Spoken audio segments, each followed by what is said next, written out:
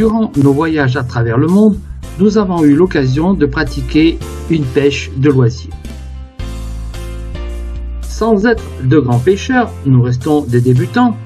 Nous pratiquons ce loisir selon les lieux et les moments favorables. Dans ce tuto, je vais vous parler d'un pays merveilleux où la pêche du bord est très facile. La Norvège nous a vraiment comblés. La vie y est chère, mais nous avons mangé notre poisson pendant 40 jours d'affilée.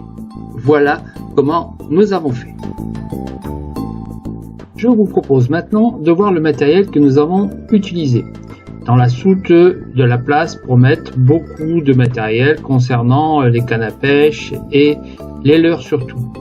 Les cannes à pêche sont assez ordinaires et bon marché, ce sont des premiers prix. Pour le lancer ou pour le surfcasting, les deux techniques que nous avons utilisées principalement, ces cannes et ces moulinets ont largement suffi.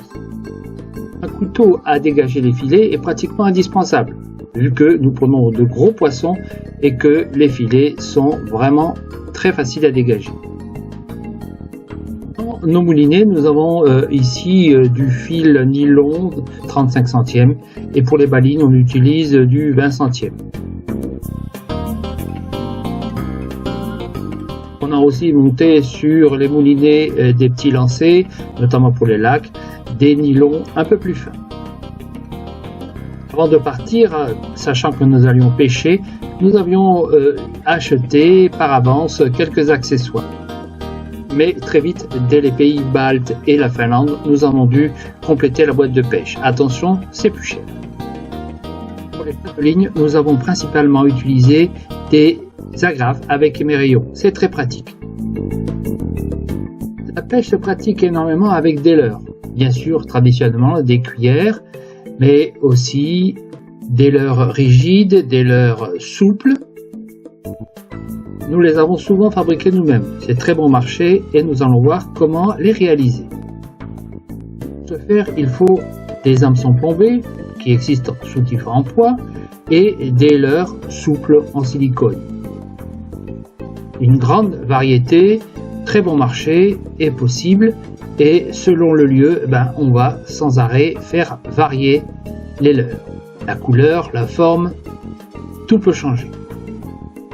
Leur efficacité peut être redoutable. Voici un montage que j'ai réalisé facilement. On mesure à peu près la distance où on compte faire sortir la pointe de l'hameçon. On enfile comme si on enfilait un verre en fait. Et ensuite, on pousse pour aller jusqu'à la tête. Voilà, c'est déjà fini. Et on peut faire varier autant qu'on veut et le poids de la tête et la forme et la couleur du leurre. Leurre souple ou leurre rigide seront attachés sur la ligne grâce à une agrafe.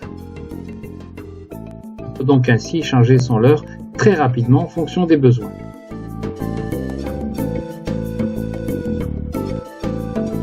La pêche se pratique principalement dans les fjords. Pour pêcher du bord, il faut choisir le fond des fjords et dans les zones très profondes, c'est là qu'on prendra les plus grosses pièces, ou en pêchant de pontons, de quais, voire de falaises, la pratique est très facile.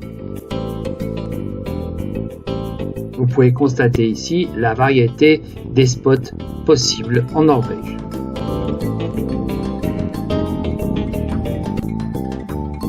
Les espèces pêchées sont aussi très nombreuses. Dans la première partie de cette vidéo, je vous parlerai principalement de la pêche du cabillaud, du lieu noir ou jaune, du maquereau, de l'orphie. La deuxième partie de ce tuto sera consacrée à la pêche dans les lacs ou dans le Grand Nord. J'aurai l'occasion de vous parler de la pêche du saumon, du crabe royal ou du flétan. Bien entendu aussi du brochet et de la truite. Abordons maintenant les techniques utilisées. Dans cette première partie, je vous présente les techniques du fond des fjords et dans les ports. Après avoir observé les pêcheurs locaux, j'en ai retenu 3 méthodes. Elles correspondent en fait à 3 types de poissons. En utilisant les 3 méthodes différentes au même endroit, on peut même pêcher les 3 types de poissons. Pour le cabillaud, on lance assez loin. Là, c'est juste pour la démonstration. On laisse couler le leurre, qui sera d'autant plus gros qu'on veut lancer très loin et que c'est très profond. On laisse dérouler le fil jusqu'à atteindre le fond.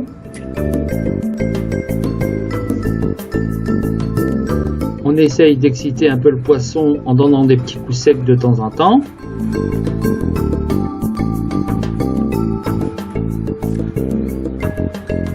Puis on ramène lentement en laissant le leurre vers le fond. Le risque ici est d'accrocher des cailloux ou des objets qui sont tombés au fond, surtout dans les ports. On peut ainsi faire de belles pièces. Voilà un joli cabillaud, et si on est sur un banc et à la bonne heure, on peut en faire un derrière l'autre comme ça, sans problème. La pêche devient très vite fructueuse. Avec cette même technique, mais en le faisant beaucoup plus lentement, on peut même attraper des grondins. La variété locale est très foncée.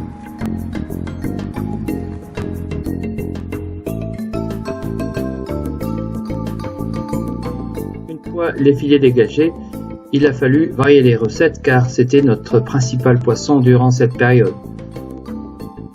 Avec le même matériel et au même endroit, on peut pêcher le lion noir en changeant la méthode.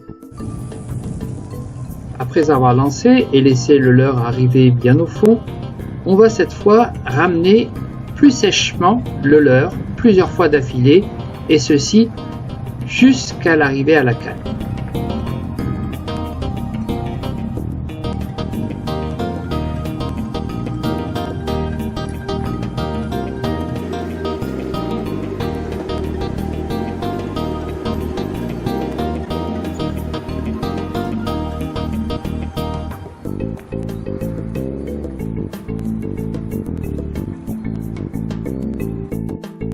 Attention, la touche peut être faite au dernier moment, dans les derniers mètres.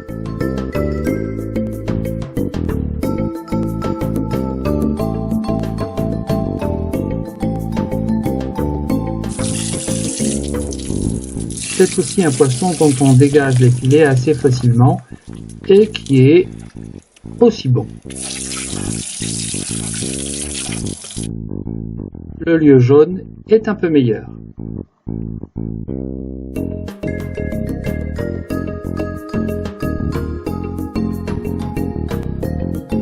Pour pêcher le maquereau, il faut pêcher plutôt vers la surface.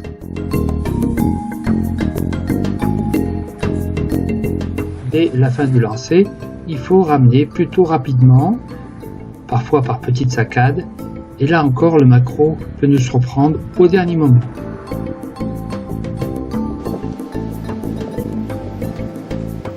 Ces poissons peuvent être de taille impressionnante, ils sont cependant assez peu prisés par les Norvégiens. Nous les avons surtout appréciés crus ou en tartare.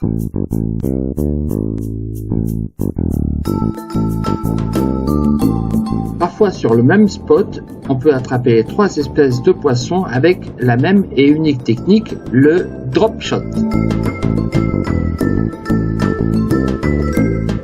Cela consiste à présenter un leurre et à le dandiner vers le fond.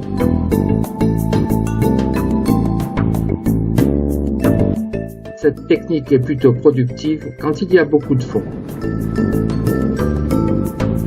Enfin, et pour terminer cette première partie, avec cette technique déjà décrite pour le maquereau, en l'entrée des ports, il n'est pas impossible de pêcher l'orphie.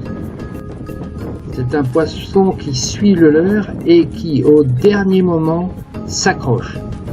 Il faut alors ramener précipitamment car il se décroche très facilement. Ce poisson aux arêtes bleues est original, mais il est aussi très bon, très fin.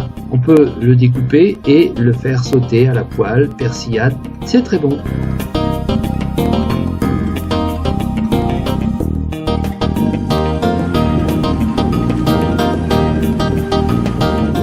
lacs, les poissons sont très nombreux et la pêche est facile.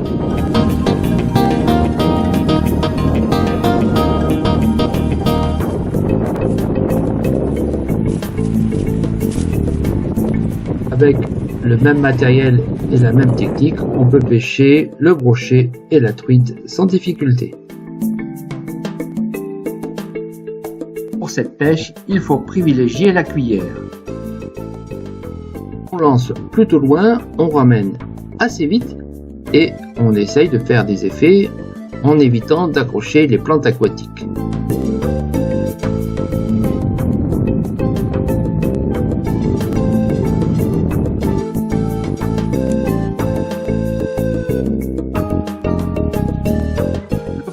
Le plus convoité, c'est le saumon. Les Norvégiens, au mois d'août, ne pêchent pratiquement que ce poisson. La technique est la même que celle pour le maquereau. On les pêche avec des leurres plutôt gros et en ramenant vite. Attention, la pêche est réglementée aussi bien sur les lieux, sur les tailles et sur la période. Les saumons remontent les fjords et s'en vont vers les lieux de reproduction. Dans les estuaires, juste avant qu'ils remontent les rivières, on les voit sauter. C'est très excitant pour eux et pour nous. En ce qui me concerne, malheureusement, je n'ai pas pu en ramener au sec. Ils se sont tous détachés bien avant.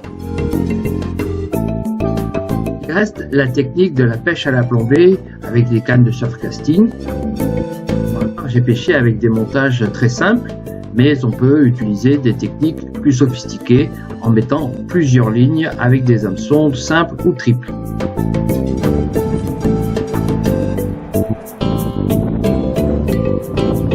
Voici avec cette technique la pêche d'un flétan assez beau qui a duré quand même assez longtemps, une douzaine de minutes pour le ramener vers le bord.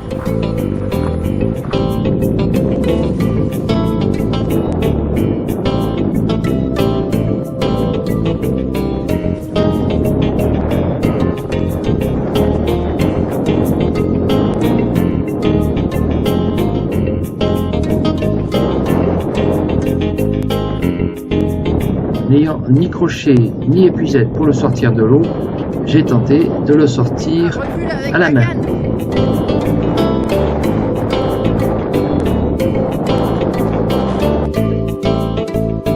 Et voilà le geste qu'il ne fallait surtout pas faire puisque le fil a cassé immédiatement. Mais heureusement dans ce secteur la pêche était très intéressante et j'ai pu me rattraper sur plein d'autres poissons. Enfin, avec ce même matériel et sur des fjords très profonds, on a pu pêcher des crabes royaux. En Nord, il s'agit d'une espèce envahissante, bonne à éliminer et bonne à manger. Il faut ramener vite car le crabe est capable de couper le fil lors de la remontée. Et voilà des belles pièces qu'on a pu manger en regardant que les pattes, cuites à l'eau 15 minutes. Comme vous l'avez constaté, la pêche en Norvège est donc très variée. Pour la plupart du temps, ces poissons sont retournés à l'eau. Nous n'avons gardé que ce que nous avons consommé. J'espère que ce tuto va vous aider à faire vous-même votre choix quand vous aurez la possibilité de faire ce voyage. À bientôt sur nos tutos. Abonnez-vous.